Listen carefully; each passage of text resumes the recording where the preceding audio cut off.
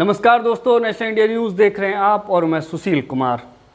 एक बेहद महत्वपूर्ण मुद्दे पर दोस्तों मैं आपसे बात करना चाहता हूं। दरअसल बीते दिन जिस तरह से दिल्ली के मुख्यमंत्री आम आदमी पार्टी के नेता अरविंद केजरीवाल जी को सर्वोच्च अदालत की तरफ से शराब घोटाले में जिसमें वो बंद थे जेल में, उस मामले में अंतरिम जमानत मिल गई है। सुप्रीम कोर्ट ने उन्हें 1 जून तक जमानत दी है और उसके बाद उन्हें सरेंडर करना होगा। चुनाव प्रचार को देखते हुए केजरीवाल जी के वकील की तरफ से याचिका दाखिल की गई थी कि उन्हें चुनाव प्रचार के लिए जमानत दी जाए। इसके बाद से उन्हें जमानत मिल गई है और अब वो जो है चुनाव प्रचार में अपनी पार्टी के नेताओं के लिए या इंडिया गठबंधन के लिए समर्थन में उनके वोट मांग सकते हैं।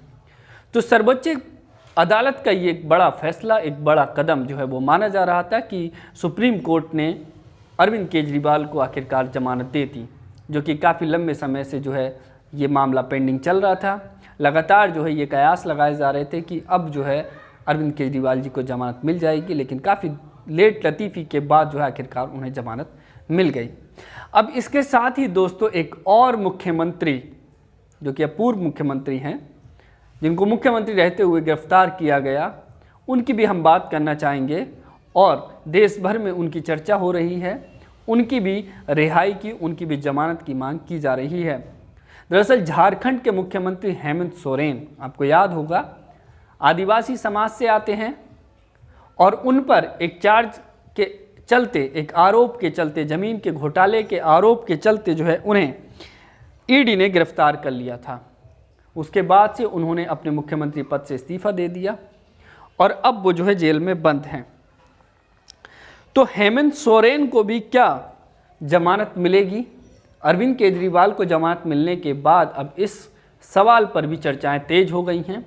तमाम लोग ये चर्चाएं कर रहे हैं, ये मांग भी की जा रही है कि हेमंत सोरेन को भी चुनाव प्रचार करने के लिए जमानत मिलनी चाहिए। जो हेमंत सोरेन के वकील हैं कपिल सिब्बल, उन्होंने भी सुप्रीम कोर्ट में याचिका दाखिल करके ये मांग की है कि उनको जमानत दी जानी चाहिए। हालांकि हेमंत सोरेन के मामले में 13 मई को सुनवाई होगी और ये कहा जा रहा है कि इस मामले में जो है 13 मई को ही पता चलेगा कि क्या हेमंत सोरेन को भी सुप्रीम कोर्ट की तरफ से जमानत दी जाती है चुनाव प्रचार के लिए, जिस तरह से अरविंद केजरीवाल जी को दी गई, या फिर उनको कुछ समय तक और जेल में रहना पड़ेगा, या सुप्रीम कोर्ट इसमें जिस तरह से अरविंद केजरीवाल जी को चुनाव प्रचार के लिए जमानत दी है उसी तरह से जो है फैसला सुनाते हुए हेमंत सोरेन को भी जमानत दी जाएगी। तो इस तरह की जो है चर्चाएं चल रही हैं। ट्विटर पर जो है ये मुद्दा आज ट्रेंड कर रहा है। तमाम लोग जो है हेमंत सोरेन के समर्थन में जो है वो लिख रहे हैं।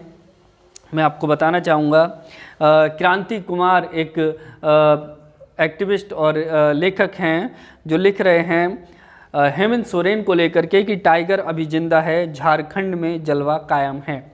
अरविंद केजरीवाल को चुनाव प्रचार के लिए जमानत दी गई है। एक यूट्यूबर केजरीवाल को तूफान और आंधी बता रहा है। हमने तो केजरीवाल को केवल खांसते हुए देखा है। ये जो आंधी वाला वर्ड, तूफान और आंधी का जो इस्तेमाल किया गया है, ये दरअसल रवीश कुमार के लिए इस्तेमाल किया गया है। मैं आपको यहाँ पर खुलकर बताना चाहता हूँ। उन्होंने अपने एक वीडियो में जो है उन्हें आंधी तूफान करार दिया है। इसके आगे क्रांति कुमार लिखते हैं कि टाइगर को चुनाव प्रचार के लिए जमानत नहीं दी गई।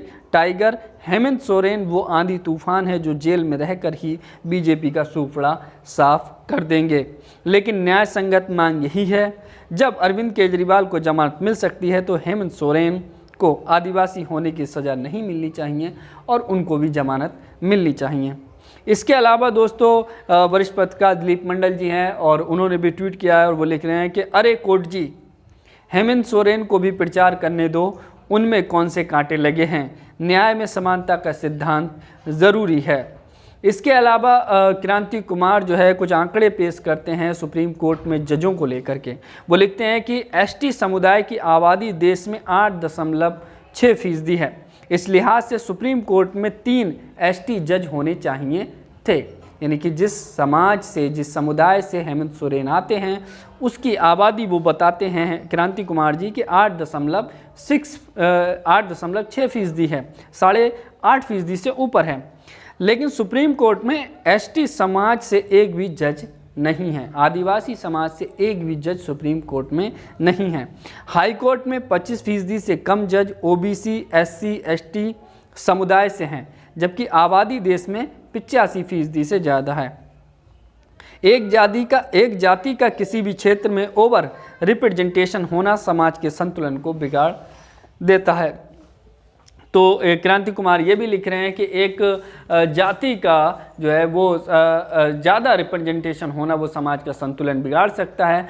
तो ये मांग की जा रही है कि अरविंद केजरीवाल की तरह, जिस तरह से अरविंद केजरीवाल को जमानत मिली है, कि क्या उसी तरह से हेमंत सोरेन को भी जो जमानत मिलेगी, चूँकि वो भी एक नेता हैं, कि उनकी अपनी एक बड़ी पार्टी है, लोकसभा चुनाव का टाइम चल रहा है। तो 13 मई को इस मामले में जो है ये खबरों के जरिए जिस तरह से बताया गया कि सुप्रीम कोर्ट इस मामले में सुनवाई करेगा, और हम ये जो है इंतज़ार करेंगे कि क्या जिस तरह से अरविंद केजरीवाल जी को जमानत दी गई है उसी तरह से हेमंत सोरेन को भी क्या चुनाव प्रचार के लिए जमानत दी जाती है, या फिर यहाँ पर कहीं ना कहीं किसी न किसी तरीके से जो है वो संतुलन बिगाड़ा जाता है या फिर भेदभाव किया जाता है। तो ये सारी जो बातें हैं, ये जो सारे सवाल हैं, ये हमारे जो है 13 मई तक जो रहेंगे। तो ये देखना होगा कि हेमंत सोरेन को जो है कब तक जमानत मिलती है, क्योंकि हेमंत सोरेन एक आदिवासी समाज से आते हैं, बहुजन समाज से आते हैं, एक झारखंड में एक प्रभावशाली नेता हैं, उनका अपना एक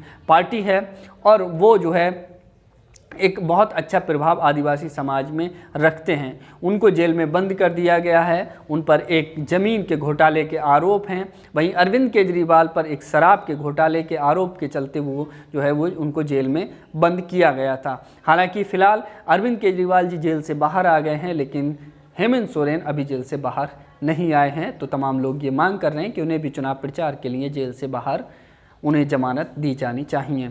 तो फिलहाल इस खबर में, इस वीडियो में सिर्फ इतना ही। आप लोगों की क्या राय है कमेंट करके ज़रूर बताइएगा। चैनल पर अगर आप नए हैं तो प्लीज़ चैनल को सब्सक्राइब कीजिए, वीडियो को लाइक कीजिए, शेयर कीजिएगा। बहुत बहुत शुक्रिया, धन्यवाद।